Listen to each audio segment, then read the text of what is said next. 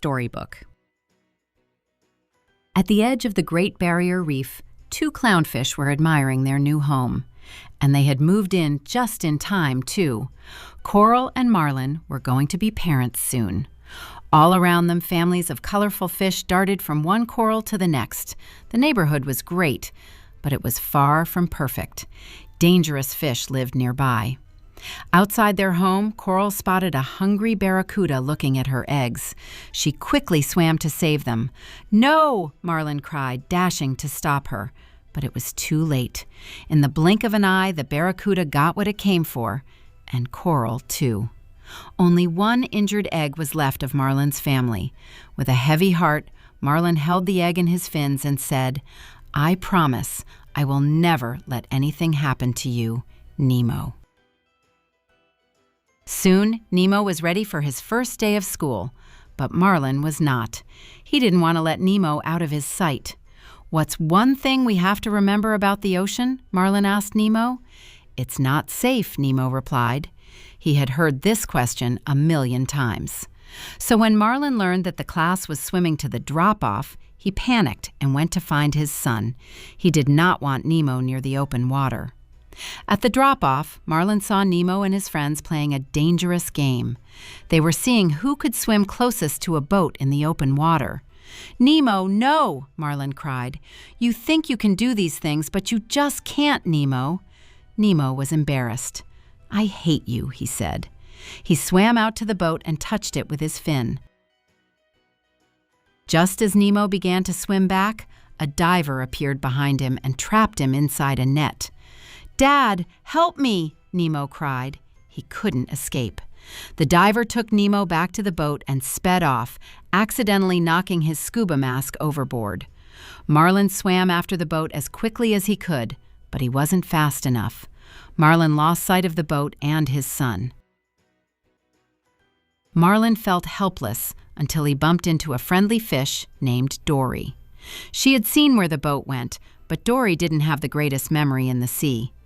"I forget things almost instantly," she explained. "It runs in my family, or at least I think it does." Marlin turned to swim away, but he bumped into a shark named Bruce. Bruce invited Marlin and Dory to a little get-together at an old shipyard nearby. Marlin was sure it was a trap, but the fish didn't really have a choice. They followed Bruce to an old sunken ship where two other sharks were waiting. In the shipyard, Marlin spotted the scuba mask. There were words on the strap, a clue. But when Bruce got hungry, he attacked Dory and Marlin. He chased them through the shipyard. Dory and Marlin barely escaped, and in the rush, Dory accidentally dropped the mask, their only clue into the deep, dark water below. Miles from his home, Nemo was trapped inside a fish tank in a dentist's office. It just so happened that the other fish in the tank were friendly. They were even friends with a pelican named Nigel. The tank gang liked Nemo so much that they decided to make him part of their club. "Tonight, we give the kid a proper reception," said a fish named Gil. That night, Nemo swam through a stream of bubbles called the Ring of Fire. "From this moment on, you will now be known as Sharkbait," said Gil. Soon after his initiation, Nemo learned he was in danger. Every year, the dentist gave his niece Darla a fish for her birthday, and she had a history of making her presents go belly up. This year, Nemo would be her gift.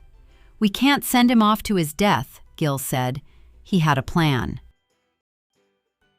Deep in the ocean, Marlin and Dory swam into a dark canyon after the mask. When they reached the bottom, a faint light appeared. As the two friends got closer to the light, a scary fish with long, sharp teeth appeared. They swam away as fast as they could, but Dory spotted the mask. "Read it," Marlin cried, trying to distract the fish. "P. Sherman," she said, slowly making out the words. 42 Wallaby Way, Sydney. They finally knew where Nemo was. As Marlin and Dory swam toward Sydney, they bumped into a jellyfish. "Come here, little squishy," said Dory, but then it stung her. Suddenly, a forest of jellyfish appeared. Marlin knew they were in danger. To get through the jellyfish safely, Marlin suggested a friendly race. In a flash, they were zipping through the jellyfish and dodging deadly tentacles to reach the finish. But both fish got hurt. As Marlin's eyes began to close, he saw a giant sea turtle in the distance. Then everything went black. Back in the dentist's office, Gil explained Nemo's role in his escape plan. What we need you to do is take a pebble inside and jam the gears. The dentist would have to take the fish out of the tank to clean the dirty water. Once outside the tank, they would make their escape to the ocean. Gil's plan was working until the blades started spinning again. With Nemo stuck inside, he was being sucked back toward the blades. The tank gang managed to rescue him, but everyone agreed it was not safe to try Gil's escape plan again. When Marlin and Dory woke up, they learned that a family of giant sea turtles had saved them. Marlin told a sea turtle named Crush that he was searching the entire ocean for his son Nemo. Crush's son Squirt was impressed. "You rock, dude," said Squirt. After the sea turtles dropped off Marlin and Dory outside Sydney, word of their bravery spread fast. From turtle to fish to lobster to dolphin, soon the news spread all the way to Sydney, where Nigel the pelican heard it. Nigel couldn't wait to share the news with Nemo. "Your dad's been fighting the entire ocean looking for you," he said excitedly. Nemo was inspired by his father's bravery. He was ready to attempt Gil's escape plan again and get back home. Taking a pebble from the bottom of the tank, he swam into the filter. And this time, Nemo jammed the blades and safely made it out of the filter. "We have less than 48 hours before Darla gets here," Gil reminded them. With the jammed filter, it was time to make the tank absolutely filthy. "Be as gross as possible," he said. And they did just that. The tank was dirty in no time. Outside Sydney, Marlin was beginning to think they were lost. "I have definitely seen this floating speck before," he said. In the distance, a huge whale was swimming toward them. "Can you give us directions?" Dory asked in her best whale voice. When the whale didn't answer, she wasn't so sure it was friendly. Then, with little warning, the whale sucked them into its mouth. Marlin began to panic. He just knew the whale was going to eat them. He would never find his son now.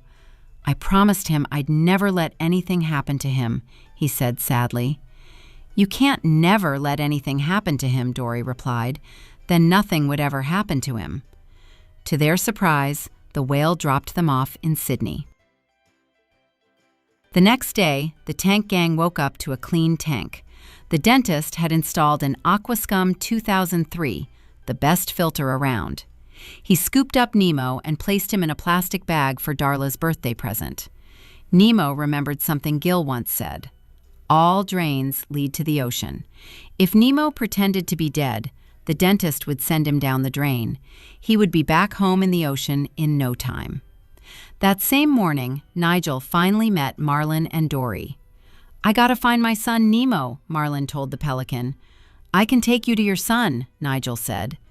Marlin and Dory hopped inside the pelican's mouth and flew straight to the dentist's office. Darla had just arrived. She was ready for a teeth cleaning and for her birthday present. "Yay! Fishy, fishy, fishy!" she cheered. Suddenly, Nigel, Marlin, and Dory stormed into the office through a window. "Hey, I found his dad!" Nigel cried. But Marlin saw Nemo in the plastic bag belly up. "Nemo!" he gasped. They were too late, he thought. Nigel took them back to the harbor.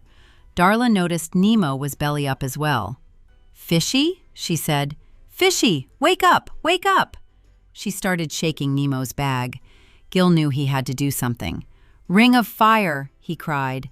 The tank gang turned on the stream of bubbles, blasting Gil out of the tank and onto Darla's head. Darla screamed. She threw Nemo's bag into the air, and it landed on a tray of sharp dental tools. The bag popped. Gil flipped himself onto the tray beside Nemo, which sent Nemo flying toward the dentist's sink and down the drain. "Tell your dad I said hi," he said weakly. Outside in the harbor, Marlin thought about Nemo. "It's over, Dory," he said. We were too late. I'm going home now." With a heavy heart, he slowly started swimming back home, alone. "No, no, you can't," Dory cried when Marlin turned around. "I look at you and I'm home. Please," she begged. Marlin was her only friend, but Marlin was too heartbroken. He swam away. Without Marlin, Dory couldn't remember where she was or how she got there.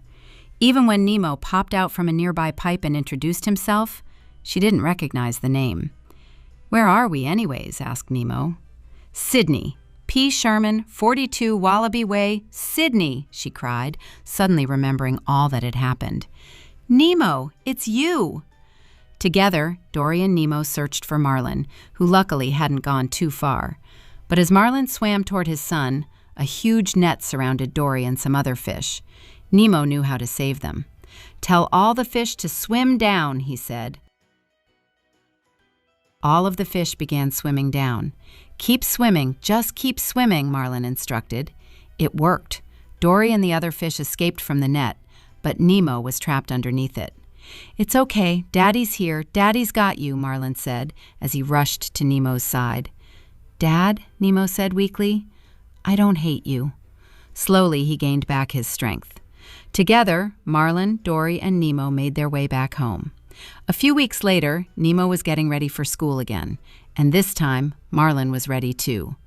"Love you, Dad," said Nemo as he swam away to join his classmates. "I love you too, son. Now, go have an adventure," said Marlin. Back in Sydney, Jill and the gang were determined to reach the ocean. "I don't understand it," said the dentist when the Aquascum 2003 broke. The tank was filthy, so he placed the fish in plastic bags. When the dentist wasn't looking, they escaped. "Yay, we did it!" they cheered as they floated on the surface. "Now what?" asked one of the fish. It was time to think of a new plan. The end.